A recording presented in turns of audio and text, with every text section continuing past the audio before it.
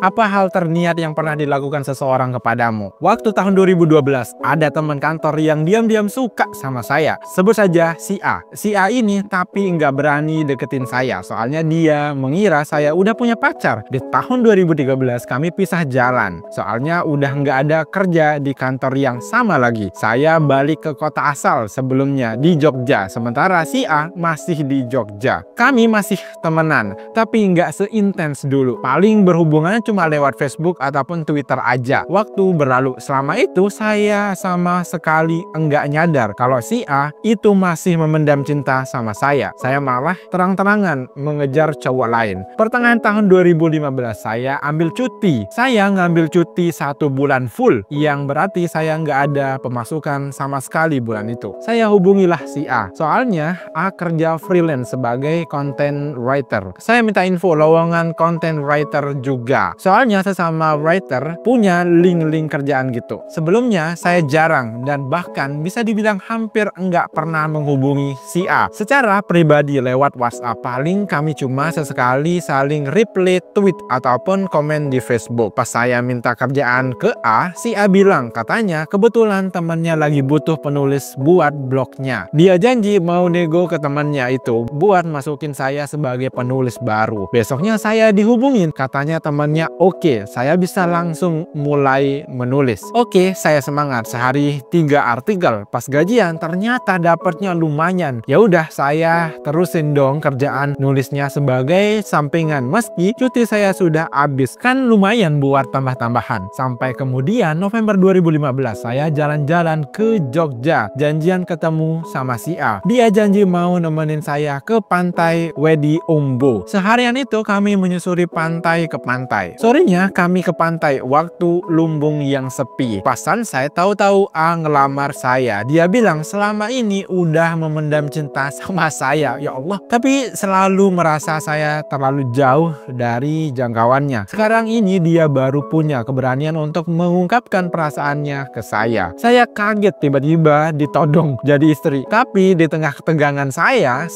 tersanjung dan terharu. Saya terima lamarannya. Ya Allah, gimana? Itu cinta yang jodoh yang tiba-tiba datang atas dasar keberanian yang baru tumbuh. Si A sekarang udah jadi suami saya selama 4 tahun.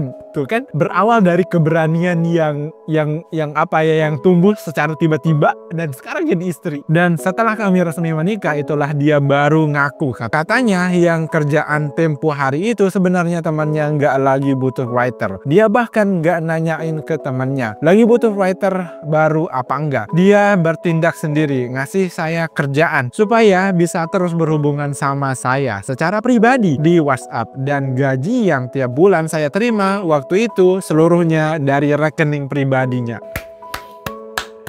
Ada yang masih bilang cowok itu nggak ada effortnya. Bukan nggak ada effort, tapi elu yang nggak ngelihat apa yang telah kita kerjakan.